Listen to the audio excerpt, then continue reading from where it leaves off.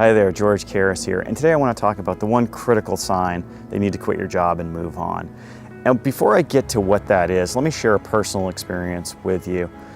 It was a few years ago. My son was about 11 months old, and it was about 5:30 in the morning. He was sort of kicking and screaming, and I'm trying to change his diaper. And so, for those of you who are parents, you sort of know what that looks like. And so it was really exhausting and difficult. So operating on not a lot of sleep. And in the back of my head was this presentation that I had that afternoon with the CFO of the $4.5 billion company that I worked for. And so it was a big meeting. It was in my head. All this was going on. I was sort of at my very limit. And at that point, my wife came by and asked me to reinstall the car seat in her car. And she had already asked me this about 5 minutes before, and I just sort of snapped.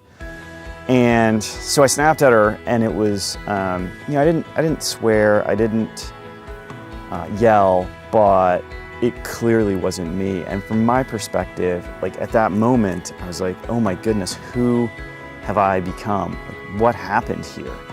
And so I paused, and everything kind of got almost quiet. And I just said, what's going on? Where am I? And so the thing is, if you find yourself in this place where you're not treating the people that you care the most about in the way that you want to, it's really time for you to think about moving on. See, what was happening for me was that if I had this much sort of emotional capacity, work was taking this much of it.